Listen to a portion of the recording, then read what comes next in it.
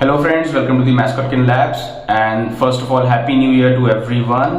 आप सबको नए साल की बहुत बहुत मुबारकें। और ये मेरे इस साल की पहली वीडियो है जो मैं 1 जनवरी को ही बना रहा हूँ। और आज जो है हम AWS के बारे में पढ़ेंगे कि हम AWS यानी कि Amazon Web Services को कैसे यूज कर सकते हैं, क्या होता है एग्जैक्टली और अगर एकदम कोई बिगिनर है उसको कौन सी सर्विस उसकी पहले पढ़नी चाहिए या कहां से उसको स्टार्ट करना चाहिए, ये सब चीजें आज हम जानेंगे। और अगर आप अपना जैसे career as a cloud engineer बनाना चाहते हैं तो AWS बहुत बड़ा रोल प्ले करता है उसमें आपकी ग्रोथ में। अगर आप अपने पर्सनल स्किल्स को एनहेंस करने के लिए इसको सीखना चाहते हैं तो भी बहुत अच्छी बात है। ये आपको एक बहुत ही करियर में बूस्ट देगा अच्छे लेवल पे। ठीक है, तो आगे बढ़ने से पहले हम मेन टॉपिक शुरू करें उससे पहले मैं आपको बताता हूं कि अगर आप चैनल पर नए हैं तो प्लीज यार चैनल को सब्सक्राइब जरूर कर लेना, क्योंकि ये आपके लिए तो एकदम फ्री है बट इससे मेरी बहुत हेल्प होती है। तो देखो यार, AWS को शुरू करने से पहले मैं आपको बता दूं कि आपको एक बेसिक क्लाउड कंप्यूटिंग क्या होती है या सर्वर क्या होता है, इसका एक छोटा सा आइडिया तो होना बहुत जरूरी है। इसके बिना आप नहीं आगे बढ़ पाएंगे। तो जिन लोगों को नॉलेज नहीं है कि यार ये क्लाउड कंप्यूटिंग या सर्वर्स क्या होते हैं, तो मैं उनको बता देता हूं कि मान लीजिए आपके घर में एक सिस्टम है, एक लैपटॉप है, एक पीसी है, आप उसको यूज करते हैं, आप उसके अंदर फाइल्स स्टोर करते हैं और जैसे कोई भी सॉन्ग्स स्टोर कर रहे हैं या इमेजेस स्टोर कर रहे हैं, अपने डॉक्यूमेंट स्टोर कर रहे हैं।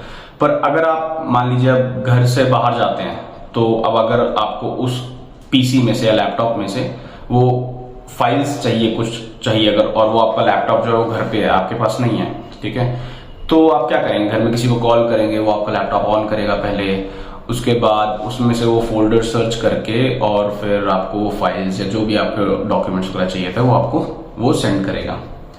तो ये तो हो गया हमारा लोकल सिस्टम। आप इसको एक तरह से लोकल सर्वर भी बोल सकते हैं, ठीक है, जो सिर्फ आप तक ही सीमित है, आप ही उसको एक्सेस कर सकते हो सिर्फ। ओके, बट यहीं पे आ जाता है क्लाउड कंप्यूटर्स या सर्वर्स।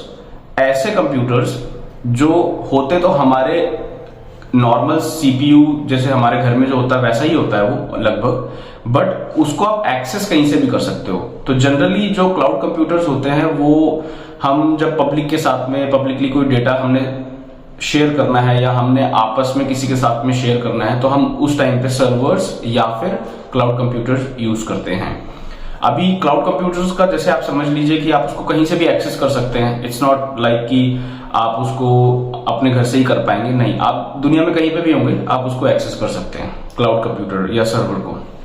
ठीक है, तो इन शॉर्ट क्लाउड कंप्यूटर्स जो है हमारा या तो डेटा स्टोर करने के या डेटा शेयर करने के लिए काम आता है through all over the globe. मतलब मैं अगर इंडिया में बैठा हूं तो मैं US में डेटा शेयर कर सकता हूं, US वाला इंडिया में या ऑस्ट्रेलिया में कहीं पे भी मैं या कोई भी अपना डेटा शेयर कर सकता है। तो यहां पर क्लाउड कंप्यूटर्स ओके या सर्वर्स आते हैं। तो इसके बाद हम आ जाते हैं अपने टॉपिक पे वापस, जो कि है AWS। ओके, कि हमें कौन कौन सी सर्विसेज उसकी पढ़नी चाहिए या हम कहां से स्टार्ट करें, हमें समझ नहीं आ रहा है AWS में हमें कहां से उसको स्टार्ट करना है। तो जो लोग तो एकदम ब्लैंक हैं कि यार कहां से स्टार्ट करें, उनकी मैं छोटी सी एक हेल्प कर देता हूं। देखो AWS जो है ना उसके पास यार बहुत सारी सर्विसेज है, एन नंबर ऑफ सर्विसेज हैं, आप सारी तो नहीं सीख सकते हैं। मतलब मुश्किल हो जाएगी काफी और बहुत टाइम जाएगा, ठीक है, और उतना वर्थ इट भी नहीं होगा उस चीज को टाइम देना, ठीक है। तो जो बेसिक और मोस्ट पॉपुलर सर्विसेज हैं वो मैं आपको बता देता हूं, जैसे कि EC2, S3 बकेट, RDS हो गया मेरा, और रिलेशनल डेटाबेस सर्विसेज भी कहते हैं जिसको, DynamoDB हो गया एंड क्लाउड फ्रंट। ओके, अब जैसे EC2 बोला मैंने सबसे पहले, ओके, इसको कहते हैं हम इलास्टिक कंप्यूटिंग।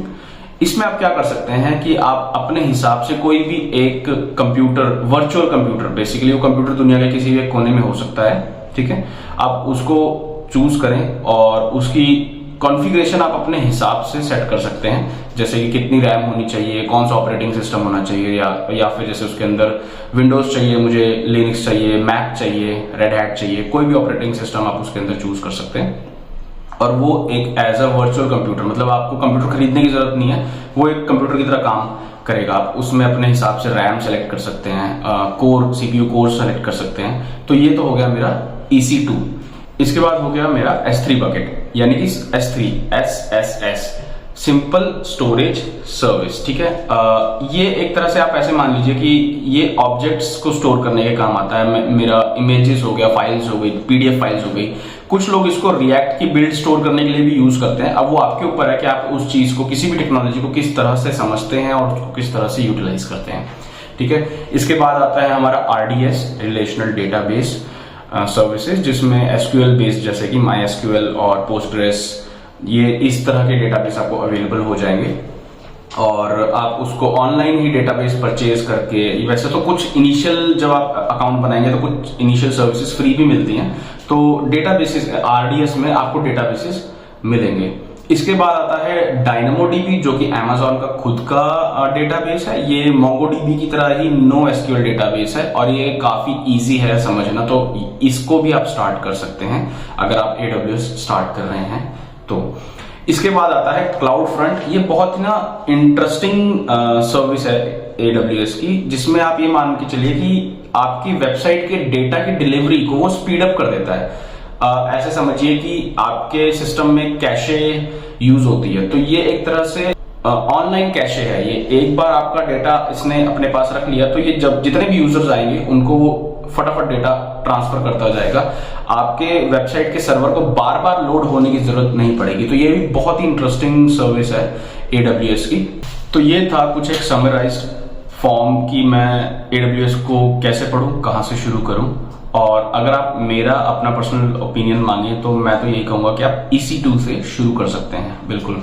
ठीक है, वो बहुत ऐसे कुछ मुश्किल भी नहीं है और आपको इजीली समझ भी आ जाएगा। उसके बाद आप DynamoDB पे जा सकते हैं, then RDS and then CloudFront and other things. ठीक है, और इसके अलावा जब भी आप डिसाइड करें कि आपको कौन सी सर्विस सीखनी है तो प्लीज AWS के पास एक अपना खुद का डॉक्यूमेंटेशन है, जिसको हम AWS डॉक्यूमेंटेशन के नाम से भी बोलते हैं। थोड़ा सा इनिशियल फेज में बिल्कुल मुश्किल हो सकता है, बट आप उसको जितना टाइम देंगे आपको वो चीज उतनी समझ में आने लग जाएगी। इसके डॉक्यूमेंटेशन में आपको हर तरह के सर्विस का डॉक्यूमेंटेशन मिल जाएगा। आप कोई भी इसकी सर्विस पढ़ना चाहें, इनके डॉक्यूमेंटेशन में सब कुछ बहुत ही क्लियरली मेंशन्ड है, तो आप उसको प्लीज रेफर जरूर कर लेना। तो आई होप आपको ये वीडियो पसंद आया हो और आपको एक आइडिया लग गया होगा कि हाँ, मैं AWS के बारे में कहां से स्टार्ट कर सकता हूं। और अगर यार चैनल पर नए हैं तो प्लीज चैनल को सब्सक्राइब जरूर कर लेना, क्योंकि AWS की ट्यूटोरियल सीरीज और AWS के बारे में मैं और भी वीडियोस लेके आने वाला हूं, ताकि आप उसको और अच्छे से और बेटर वे में सीख पाएं।